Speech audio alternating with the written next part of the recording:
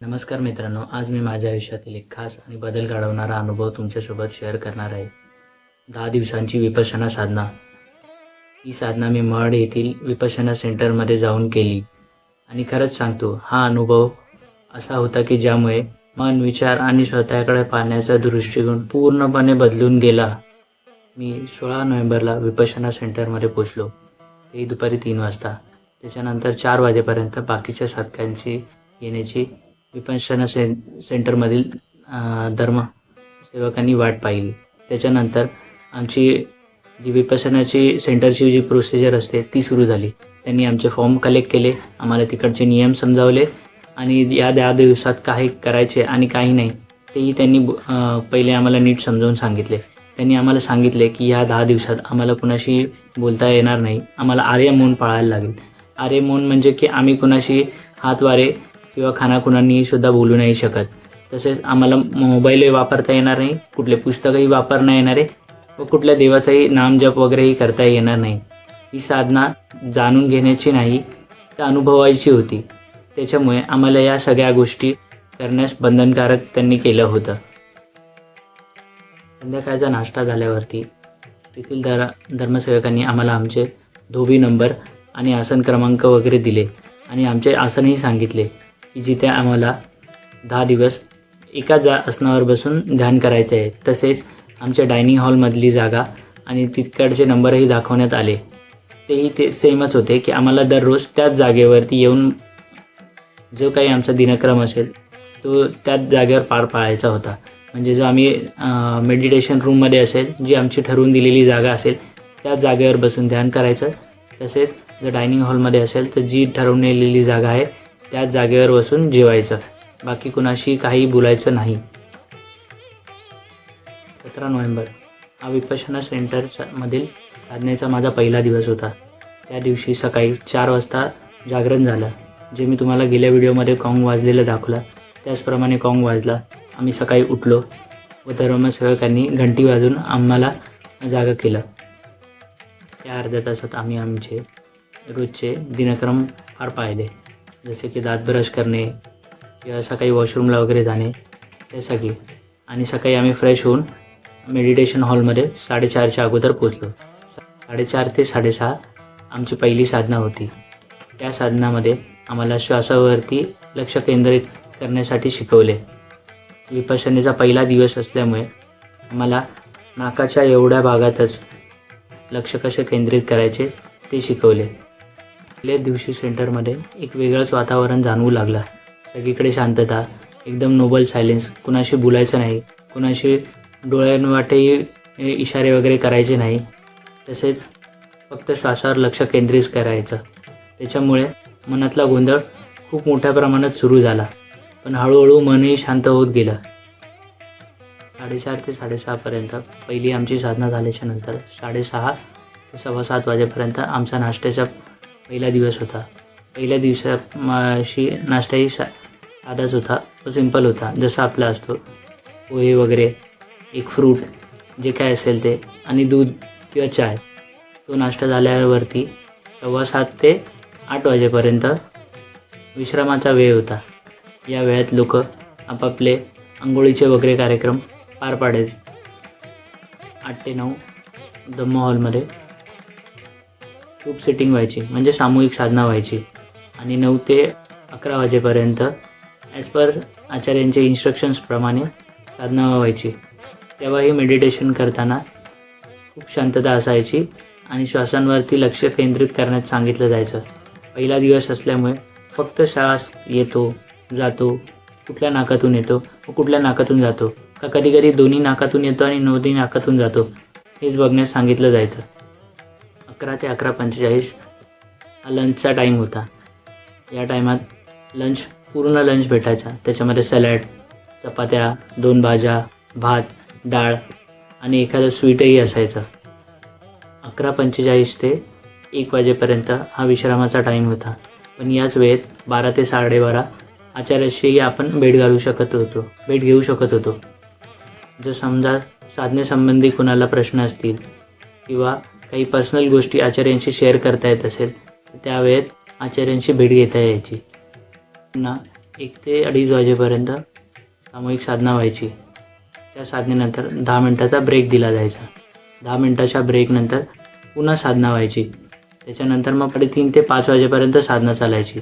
3:30 ते 5च्या साधनेच्या दरम्यान जे आमचे आचार्य होते ते प्रत्येकाला 1 to 1 समोर बसवून विचारायचे की श्वासावरती लक्ष केंद्रित करता येतं का, या काही संवेदना तुम्हाला जाणवत आहेत का, तुमचं कितपत लक्ष आहे हे आचार्य आपल्याशी संवाद साधून बघायचे.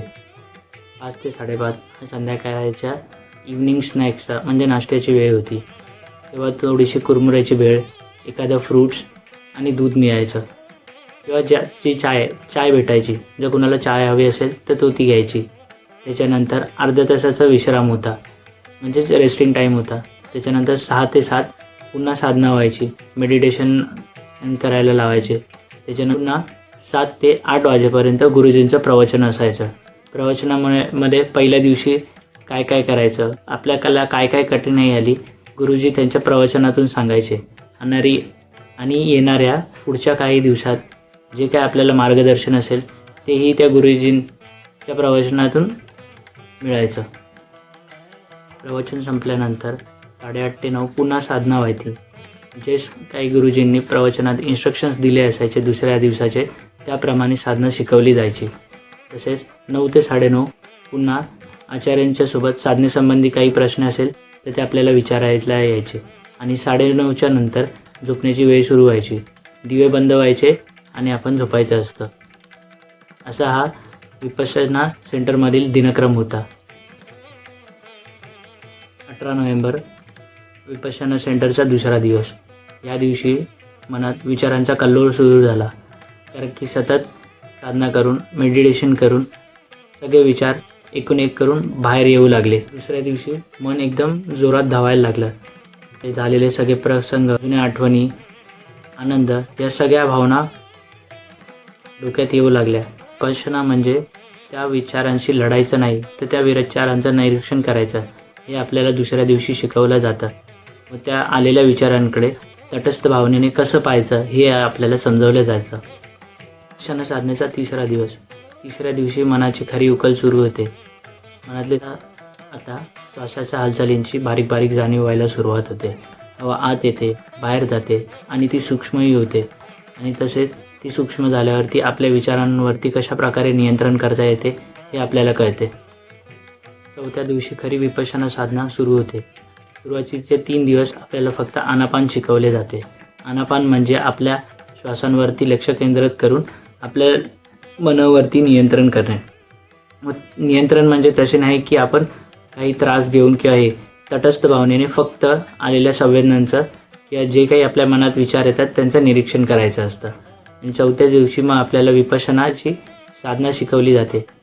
त्या साधनेतून आपल्याला कळतं की शरीराकडे कशा प्रकारे पायापासून ते डोक्यापर्यंत निरीक्षण करायचं आहे आणि जे आपल्या शरीरात ज्या संवेदना येतात त्या कशा आहेत ते पाहायचं असतं. मन आणि शरीर किती जोडलेले आहे हे आपल्याला चौथ्या दिवशी कळतं. 5व्या दिवशी सहनशक्ती, वेदना आणि अस्वस्थता यांची जाणीव आपल्याला व्हायला सुरुवात होते. पण गुरुजी आपल्याला सतत सांगतात की वेदनेकडे फक्त निरीक्षण करायचे आणि त्याच्यावरती गुरुजी सांगतात उपजा आणि विरजा, म्हणजे संवेदना येतात आणि जातात, त्याच्याकडे फक्त निरीक्षण करत राहायचे. आपण आपल्या अनुभवातून शिकायचं असतं, ना काही जाणायचं असतं. आपण ह्या सगळ्या गोष्टी आपल्या अनुभवातून मानून घ्यायच्या असतात. सहन करण्याची ताकद याच दिवशी वाढते. विपश्यना साधनेचा 6वा दिवस. या दिवशी आपल्याला स्वतःची खरी ओळख होते. हळूहळू आपल्याला आपल्या शरीरातील आपली चिडचिड, आपली अशांतता, आपली मलिनता, आपल्या अपेक्षा, आपल्या इच्छा सर्वांची जाणीव होते. आणि यामुळे आपल्याला स्वतःबद्दलचा जो आपल्याला आरसा आहे तो एकदम स्पष्ट दिसायला सुरुवात होते. विपश्यना साधनेचा 7वा दिवस. या दिवशी आपल्याला कळतं की मन हळूहळू स्थिर होऊ लागले आहे.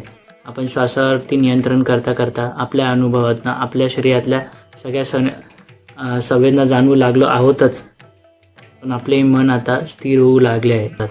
ज्या आपल्या शरीरातल्या मोठ्या भावना आहेत त्या शांत होतात आणि आपल्या मनावरचं एखादं बॅगेज, जुनं ओझं हलकं झालं आहे असं आपल्याला वाटायला लागतं.